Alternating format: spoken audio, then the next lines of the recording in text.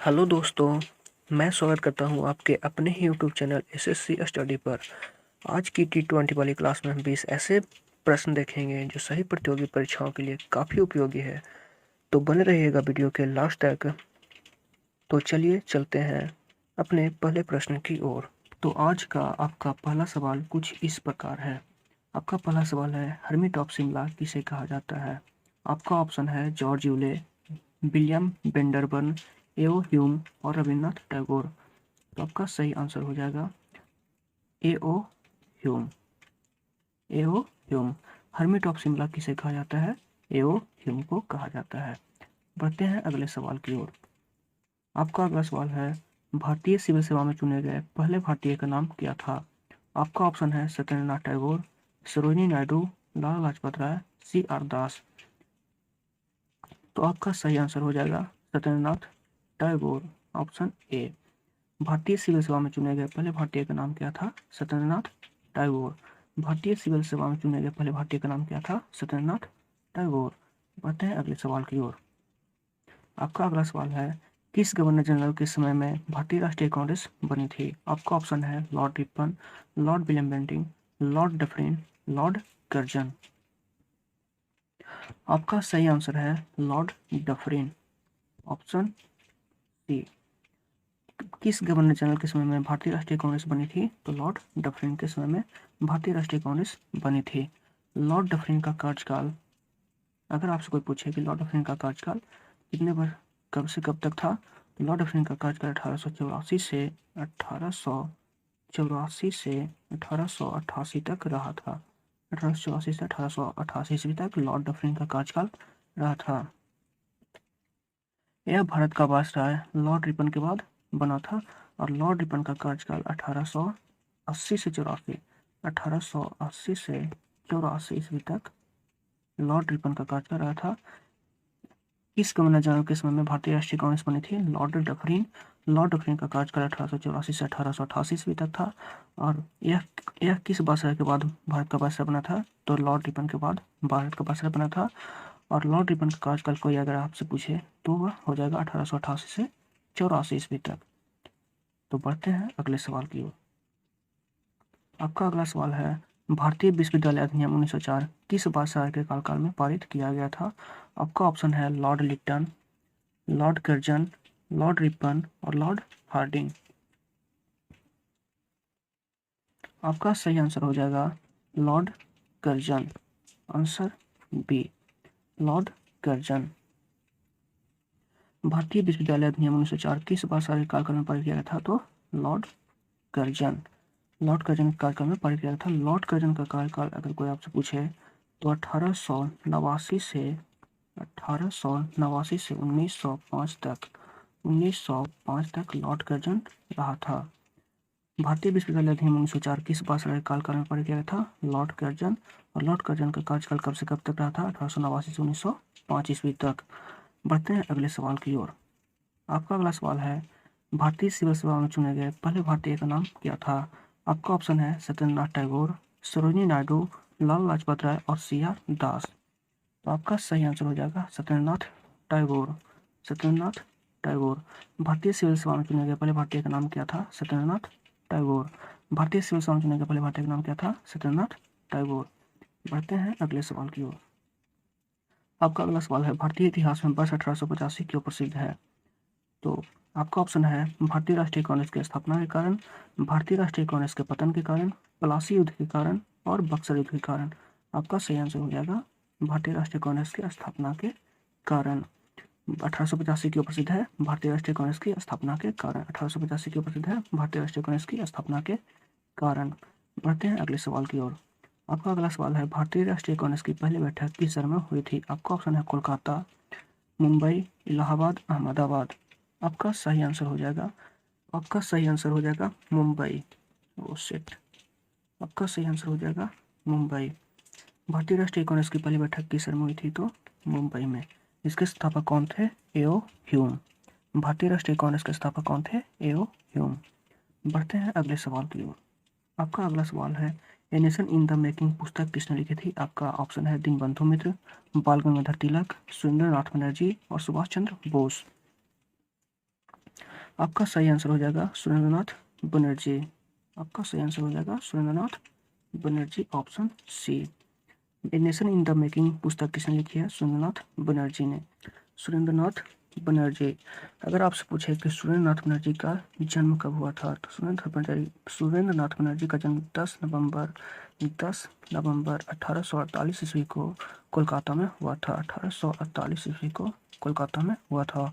और इनकी मृत्यु 1925 ईस्वी में बैरकपुर में हो गया था। और इनकी मृत्यु 1925 ईस्वी में बैरकपुर में हुआ था। इनकी मृत्यु 1925 ईस्वी में बैरकपुर में हुआ था। सुरेंद्रनाथ बनर्जी का जन्म 10 नवंबर 1848 ईस्वी को कोलकाता में हुआ था। और इनकी मृत्यु 1925 ईस्वी को बैरकपुर में हो गए थे। बाल गंगाधर तिलक द्वारा लिखित गई पुस्तक, एक ऐसे तो बहुत सारा पुस्तक इन्होंने लिखा था, लेकिन इनके द्वारा एक बहुत ही महत्वपूर्ण पुस्तक लिखा गया है, और वो है श्रीमद् भागवत गीता। श्रीमद् भागवत गीता जो जिसका प्रकाशन 1889 ईस्वी में हुआ था। बाल गंगाधर तिलक द्वारा लिखी गई पुस्तक श्रीमद् भागवत गीता है, जिसका प्रकाशन 1889 ईस्वी में हुआ था।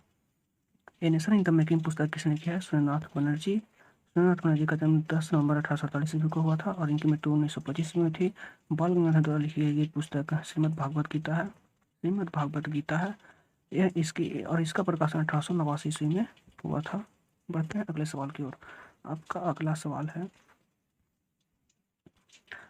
सवाल है भारतीय राष्ट्रीय कांग्रेस के 1905 के बनारस अधिवेशन के अध्यक्ष कौन थे? भारतीय राष्ट्रीय कांग्रेस के 1905 के बनारस अधिवेशन के अध्यक्ष कौन थे? आपका ऑप्शन है सुरेंद्रनाथ बनर्जी, गोपाल कृष्ण गोखले, फिरोज शाह मेहता और दिनेश बाचा। तो आपका सही आंसर हो जाएगा गोपाल कृष्ण गोखले। भारतीय राष्ट्रीय कांग्रेस के 1905 के बनारस अधिवेशन के अध्यक्ष कौन थे? गोपाल कृष्ण गोखले। बढ़ते हैं अगले सवाल की ओर। आपका अगला सवाल है भारतीय राष्ट्रीय कांग्रेस के पहले अध्यक्ष कौन थे? आपका ऑप्शन है ए.ओ. ह्यूम, डब्ल्यू.सी. बनर्जी, दादा भाई नौरोजी और इनमें से कोई नहीं। तो आपका सही आंसर हो जाएगा डब्ल्यू.सी. बनर्जी। भारतीय राष्ट्रीय कांग्रेस के पहले अध्यक्ष कौन थे? डब्ल्यू.सी. बनर्जी। भारतीय राष्ट्रीय कांग्रेस के पहले अध्यक्ष कौन थे? डब्ल्यू.सी. बनर्जी। बढ़ते हैं अगले सवाल की ओर। आपका अगला सवाल है भारतीय राष्ट्रीय कांग्रेस की स्थापना कब हुई थी? आपका ऑप्शन है 1885, 1867, 1865, 1867। आपका सही आंसर हो जाएगा 1885। आपका सही आंसर हो जाएगा 1885। भारतीय राष्ट्रीय कांग्रेस की स्थापना कब हुई थी? 1885 ईस्वी में हुई थी। 1885 ईस्वी में थी। और इसके स्थापना में ए.ओ. ह्यूम शामिल थे। ए.ओ. ह्यूम, दादा भाई नौरोजी और दिनेश बाचा भी शामिल थे। भारतीय राष्ट्रीय कांग्रेस की स्थापना में ए.ओ. ह्यूम, दादा भाई नौरोजी और दिनेश बाचा शामिल थे। बढ़ते हैं अगले सवाल की ओर। आपका अगला सवाल है दादा भाई नौरोजी ने 1866 ईस्वी में ईस्ट इंडिया एसोसिएशन की स्थापना कहाँ की थी? आपका ऑप्शन है लंदन, ग्लासगो, अबरदीन और बम्बई। आपका सही आंसर हो जाएगा लंदन में। दादा भाई नौरोजी ने 1866 ईस्वी में ईस्ट इंडिया एसोसिएशन की स्थापना कहाँ की थी? तो आपका सही आंसर हो जाएगा लंदन में। बढ़ते हैं अगले सवाल की ओर। आपका अगला सवाल है लैंड होल्डर्स सोसाइटी की स्थापना किसके कल्याण के लिए की गई थी? आपका ऑप्शन है जमींदार, किसान और शिल्पकार। तो आपका सही आंसर हो जाएगा जमींदारों के लिए। लैंड होल्डर्स सोसाइटी की स्थापना किसके कल्याण के लिए की गई थी? जमींदारों के कल्याण के लिए किया गया था। और इसे जमींदारों का एसोसिएशन भी कहा जाता है। लैंड होल्डर्स सोसाइटी को जमींदारों का एसोसिएशन भी कहा जाता है। लैंड होल्डर्स सोसाइटी को जमींदारों का एसोसिएशन भी कहा जाता है। बढ़ते हैं अगले सवाल की ओर। आपका अगला सवाल है 1870 ईस्वी में पुनः सार्वजनिक सभा की स्थापना किसने की थी? आपका ऑप्शन है गोपाल कृष्ण गोखले, महादेव गोविंद रानडे, बाल गंगाधर तिलक और उपरोक्त में से सभी। तो आपका सही आंसर हो जाएगा महादेव गोविंद रानडे। 1870 ईस्वी में पुनः सार्वजनिक सभा की स्थापना किसने की थी? महादेव गोविंद रानडे ने की थी। और इसका स्थापना करने का मुख्य लक्ष्य था किसानों को प्रतिनिधित्व देना।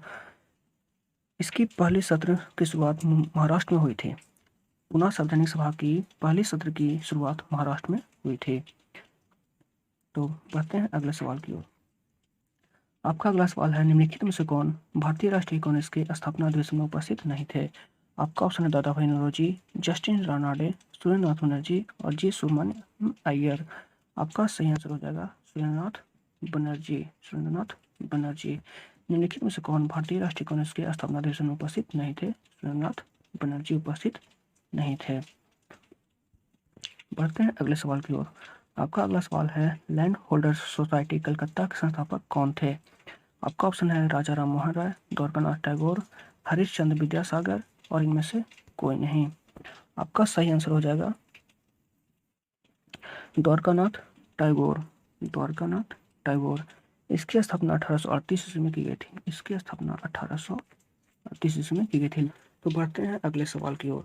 आपका अगला सवाल है, ब्रिटिश हाउस ऑफ कॉमन्स का चुनाव लड़ने वाले प्रथम भारतीय कौन थे? आपका ऑप्शन है दादा भाई नौरोजी, गोपाल कृष्ण गोखले, फिरोज शाह मेहता और डब्ल्यू.सी. बनर्जी। तो आपका सही आंसर हो जाएगा दादा भाई नौरोजी।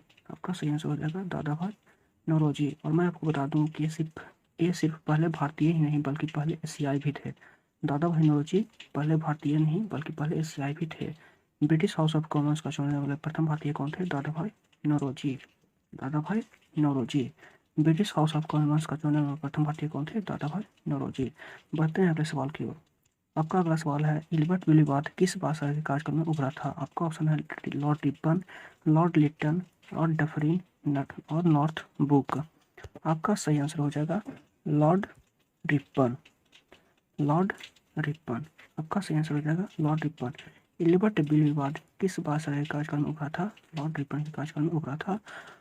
और रिपन का कार्यकाल मैंने जैसा आपके पहले भी बताया 1880 से 84 ईस्वी तक रहा था और इसके बाद आ गया था लॉर्ड कर्जन। बढ़ते हैं अगले सवाल की ओर। आपका अगला सवाल है, भारतीय संघ के संस्थापक कौन थे? आपका ऑप्शन है दादा भाई नौरोजी, बाल गंगाधर तिलक, ए.ओ. ह्यूम और सुरेंद्रनाथ बनर्जी। आपका सही आंसर हो जाएगा सुरेंद्रनाथ बनर्जी। सुरेंद्रनाथ बनर्जी। भारतीय संघ के संस्थापक कौन थे? सुरेंद्रनाथ बनर्जी। इसकी स्थापना 26 जनवरी 1950 को हुई थी। भारतीय संघ की स्थापना 26 जनवरी 1950 ईस्वी को हुई थी। भारतीय संघ की स्थापना 26 जनवरी 1950 को हुई थी। भारतीय संघ के संस्थापक कौन थे? सुरेंद्रनाथ बनर्जी। और भारतीय संघ की स्थापना कब हुई थी? 26 जनवरी 1950 ईस्वी को हुई थी। बढ़ते हैं अगले सवाल की ओर और लास्ट सवाल की ओर। आज का लास्ट सवाल आपके लिए है, भारतीय राष्ट्रीय कांग्रेस की अध्यक्षता किसने की थी? गणेश आगरकर, बाल गंगाधर तिलक, दादा भाई नौरोजी और फिरोज शाह मेहता। तो चलिए आज का लास्ट सवाल है और इसका आंसर है दादा भाई नौरोजी। भारतीय राष्ट्रीय कांग्रेस की अध्यक्षता किसने की थी? दादा भाई नौरोजी ने की थी।